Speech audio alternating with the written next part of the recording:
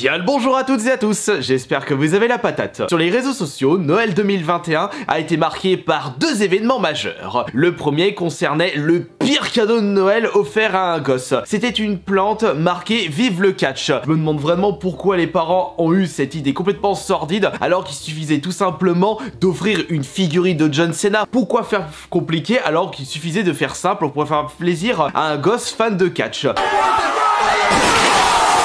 Et le deuxième événement concernait les restrictions ultra strictes de la part d'un père de famille qui a décidé d'offrir une Nintendo Switch à ses enfants. Et c'est ce deuxième événement que nous allons nous intéresser à travers cette nouvelle vidéo. Je vais avoir beaucoup de choses à vous dire, alors restez bien jusqu'à la fin, sans oublier le petit pouce bleu. Et vous pourrez de même donner votre avis sur ce sujet dans l'espace des commentaires. Vous avez très certainement dû voir ce fameux tweet de la part de monsieur Olivier Babot. Ça vous dit peut-être rien dit comme ça. Il s'agit d'un chroniqueur écrivain qui a annoncé sur les réseaux sociaux avoir offert une Nintendo Switch à ses enfants, mais ce tweet était précisé de restrictions très strictes, tout en précisant dans la photo de ce tweet un contrat d'utilisation. Bon, pour des enfants de 8 et 10 ans, c'est peut-être un petit peu trop jeune de faire signer des contrats d'utilisation. Les conditions de ce contrat d'utilisation sont les suivantes. 45 minutes de jeu par semaine maximum, 1h30 de jeu collectif le week-end,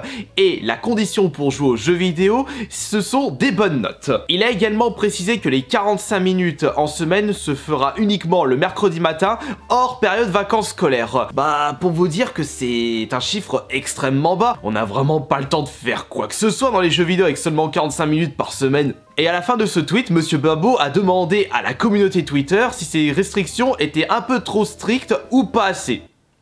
Pas assez. Ça va être un peu sévère ce que je vais dire, mais j'ai comme l'impression que les enfants ont eu le droit à un cadeau empoisonné avec ce contrat d'utilisation. Vous imaginez quand même, on vous offre un nouveau jeu vidéo, une nouvelle console, mais vous n'aurez le droit qu'à 45 minutes par semaine. Ça risque d'être une grosse frustration.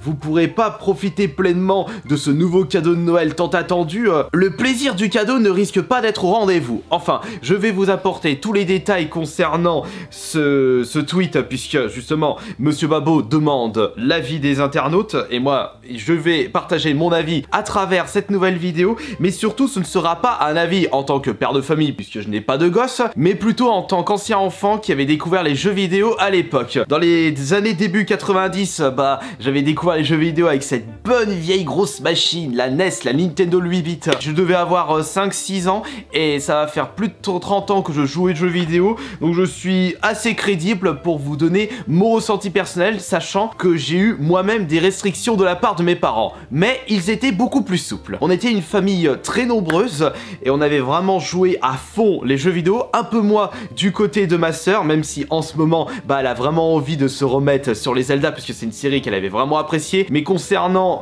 mes autres frangins et moi, alors là, c'était limite open bar concernant le temps passé sur les jeux vidéo. Mais on avait tout de même quelques restrictions. Pour ma part, en compagnie de mon frère jumeau, les restrictions étaient simples. Pas de jeux vidéo après 20 h. À ce moment-là, avec mon frère, on passait notre temps à regarder les dessins animés. Ces soirées passées sur sa cartoon. On avait beaucoup regardé Mr Bean aussi. Les autres conditions étaient ramener des bonnes notes, enfin au moins la moyenne, avoir une chambre bien rangée, mais surtout le respect envers les membres de la famille. Et ces restrictions ont été convaincantes puisqu'aujourd'hui je suis une personne très respectueuse envers autrui. Je ne vis pas dans un bordel sans nom. Ce que m'ont appris mes parents à travers ces restrictions jeux vidéo, bah, je les applique encore aujourd'hui. Et comme je voulais passer le maximum de temps sur les jeux vidéo, il était préférable pour moi de ramener des bonnes notes. Chose que j'ai fait à 98%, parce qu'à certains moments, bah, j'avais ramené des notes en dessous de la moyenne. J'avais été puni de jeux vidéo et à partir de ce moment-là, je m'étais remis à fond sur mes études pour rattraper le retard. Résultat des courses, je m'en sors très bien dans ma petite vie personnelle et solitaire. Alors je suis entièrement d'accord avec monsieur Babot concernant les conditions de ramener des bonnes notes, parce qu'il faut savoir que les jeux vidéo est un moyen de divertissement et on peut le considérer comme une récompense. Tu travailles bien à l'école, tu as as le droit de jouer aux jeux vidéo. C'est comme ça que mes parents m'ont appris ces restrictions-là. Et je tiens à remercier justement mes parents de m'avoir appris tout ceci,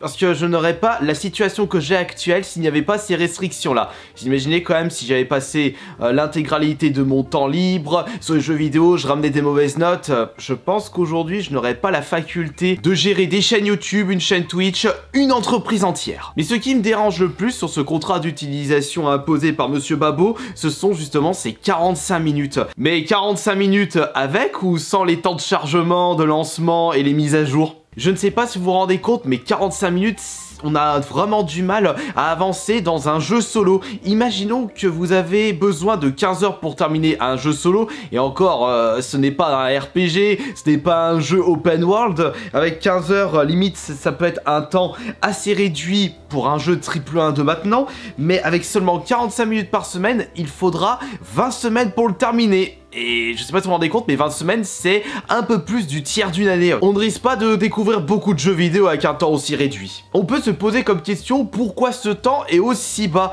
Bah, d'après un tweet de Monsieur Babo, eh bien, quand une personne avait posé comme question combien de temps il passait sur les jeux vidéo, il avait expliqué qu'il haïssait les jeux vidéo et que selon lui, c'est une véritable perte de temps. C'est un peu sévère de dire ça comme ça, parce que les jeux vidéo peuvent être considérés comme une perte de temps pour certaines personnes, mais comme un temps de divertissement pour d'autres personnes. Nous ne sommes pas tous faits de la même façon, nous n'avons pas tous les mêmes centres d'intérêt, et je trouve cela dommage d'imposer quelque chose d'aussi restrictif à des enfants qui peut-être souhaitent passer beaucoup plus de temps dans les jeux vidéo. Peut-être que c'est un sentiment de peur de la part de Monsieur Babo, et il n'a peut-être pas envie de voir ses enfants devenir des tares après avoir passé beaucoup de temps sur les jeux vidéo. Alors que les jeux vidéo, il ne faut pas le voir comme ça. Pour ceux qui ne me connaissent pas à fond, je vais vous partager mon parcours suite à mon temps passé sur les jeux vidéo. Et je peux vous garantir que du temps, j'en ai extrêmement passé à l'époque.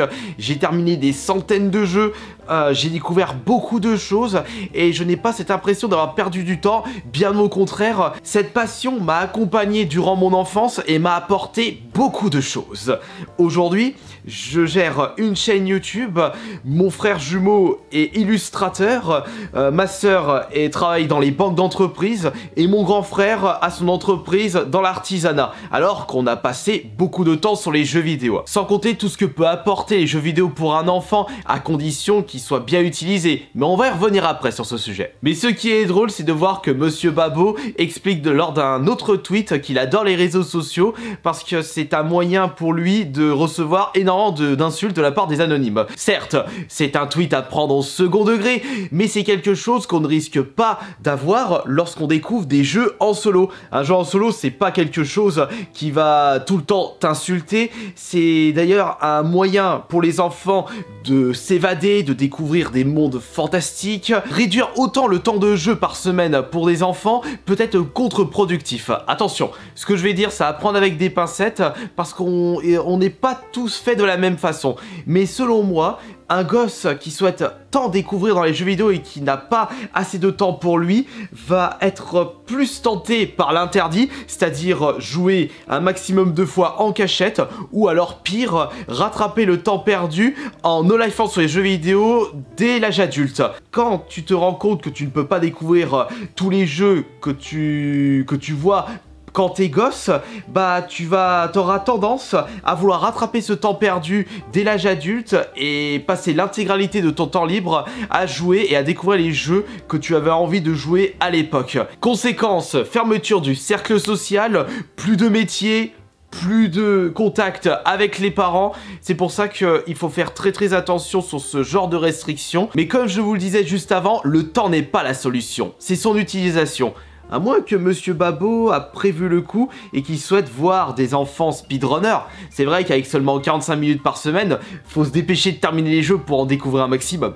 Et en parlant d'utilisation, c'est surtout ça que mes parents ont utilisé pour les restrictions jeux vidéo à l'époque.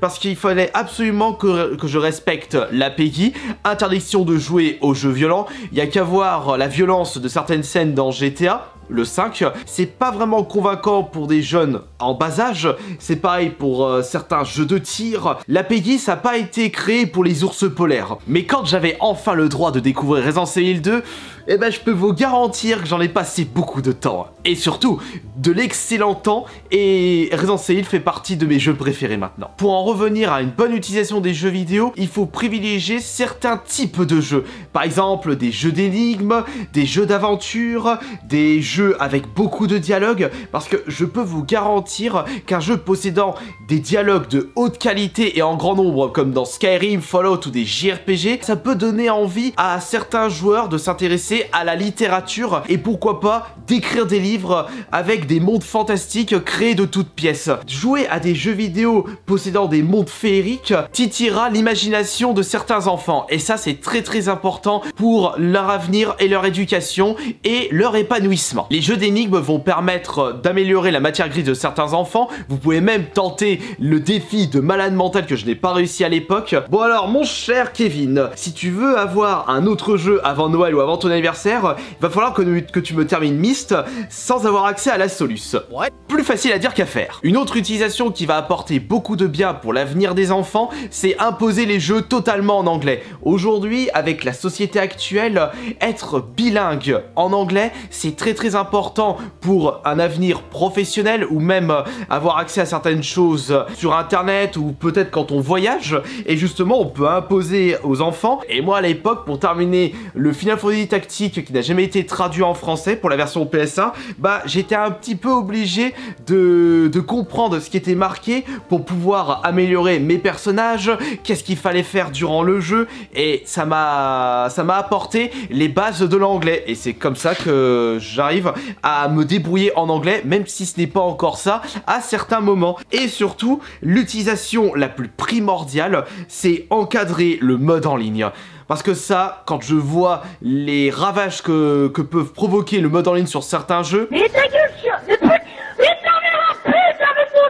il est très important de l'encadrer, parce qu'entre les nombreuses insultes, les énervements, le fait qu'il n'y a pas de plaisir de la part de l'enfant, carrément le sens contraire du but d'un jeu vidéo. Quand on joue à un jeu vidéo, un mode solo, on prend plaisir à découvrir, on lit des dialogues, on ne s'énerve pas, bon, mis à part quelques énigmes, mais ça reste moins pire que certains joueurs, très jeunes joueurs d'ailleurs, qui jouent à Fortnite et qui font que de gueuler H24. Non, ça c'est pas une bonne utilisation, et c'est ce que je peux conseiller à certains parents qui souhaitent donner des restrictions par rapport aux jeux vidéo. J'espère que cette vidéo n'aura pas été trop éparpillée, parce que c'est vrai que j'avais tendance à dire plein de choses à droite à gauche, mais j'espère que cet avis aura été correct et aura été enrichissant pour certains d'entre vous.